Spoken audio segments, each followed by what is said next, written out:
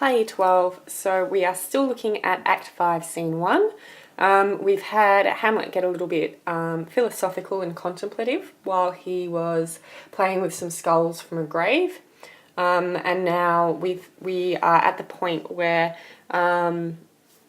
the court has entered for Ophelia's funeral. Hamlet at this point doesn't realise that it's Ophelia's funeral. He doesn't know she's dead. So, Hamlet is telling Horatio about what's going on. So you'll notice that when he's talking about Laertes, he calls him very noble, so we can see that he has a high opinion of Laertes. He certainly doesn't intend for Laertes to end up being one of the victims of the corruption or the revenge or the acting without thinking or whatever theme you're going with. So Laertes wants to know what else the priest is going to do for Ophelia to help ensure that she goes to heaven. And the priest says that he really has already done much more than he should have for someone who has died in such doubtful circumstances.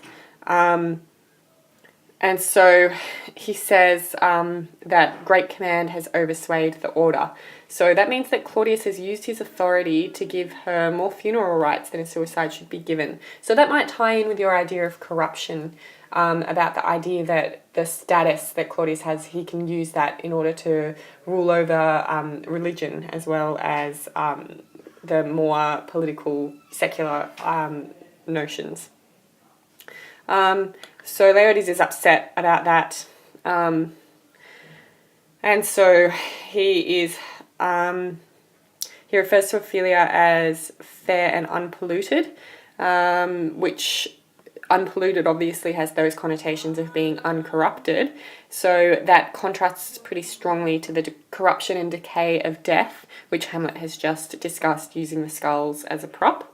And you'll notice again that he uses the imagery of flowers when he's talking about her again. So that continues on from previously in the play. This is the point when Hamlet realises that it's Ophelia who has died. And Gertrude then uses props. So again, we've got the physical presence on the stage of flowers. So think about the prop symbolism tying in with the imagery used throughout the play. So perhaps if you're talking about language and action, or words versus action, you could talk about the idea that the imagery of flowers is now replaced with physical flowers.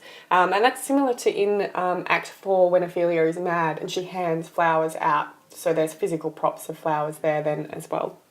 So then Laertes starts using incredibly deeply emotive language. So you can see the hyperbolized exclamation there, treble woeful, 10 times treble, on that cursed head. So he's cursing the person who caused Ophelia's death.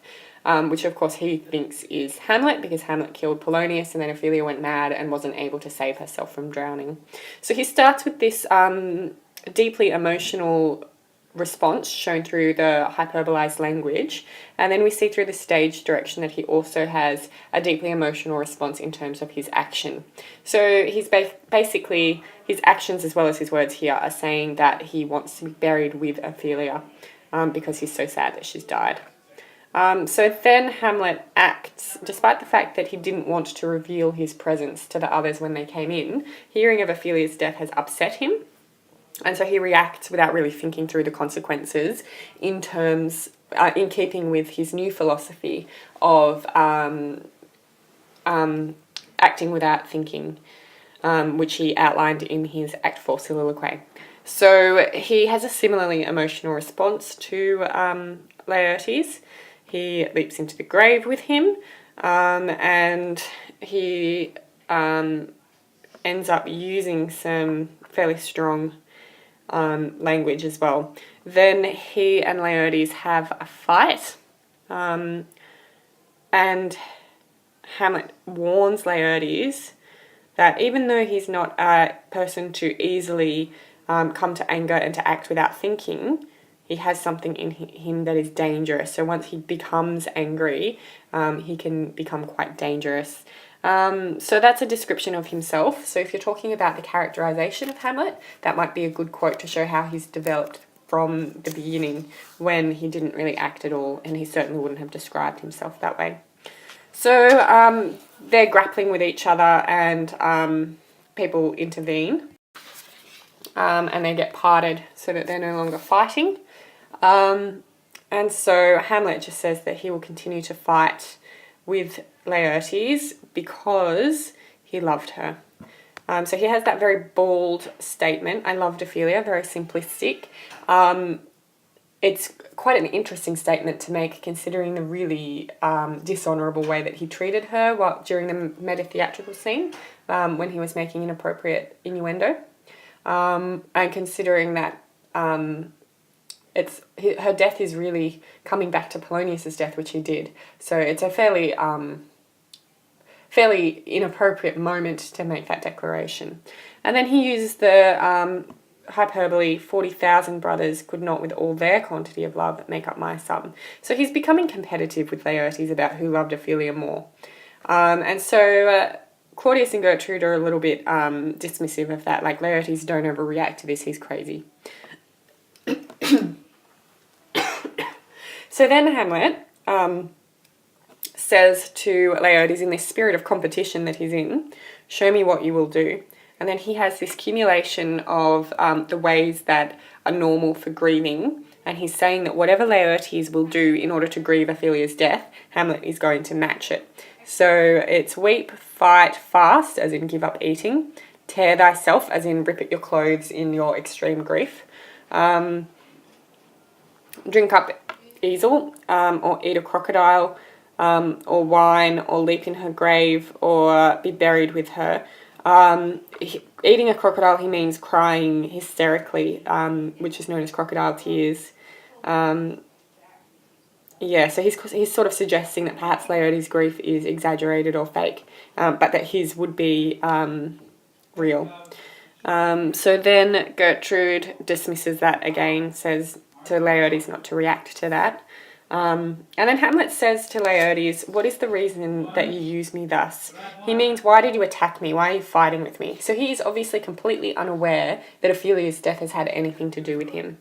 But he doesn't actually wait to hear an answer to this. So he never finds out that he is really to blame for Ophelia's death. So he ends this by saying the cat will mew and dog will have his day. So he's basically saying there that human nature is inevitable. So no matter what you try and do, or how strong you are when you're trying to prevent human nature, we're still all going to act according to our natures. So then he and Horatio leave, and Claudius says to Laertes, don't overreact right now. Remember, we've got a plan. We'll stick to it. We'll put it in place now. And then he says that Ophelia's grave shall have a living monument, which is a fairly darkly ironic thing to say, because there are two meanings to that word, living monument. So one is that everyone who is still living will remember Ophelia. So it comes back to that idea of sort of a long-lasting knowledge of who Ophelia was. Or it could be referring to the idea that the people who are currently living will soon be joining in that grave. So it's a sinister thing to say. And that concludes Act 1.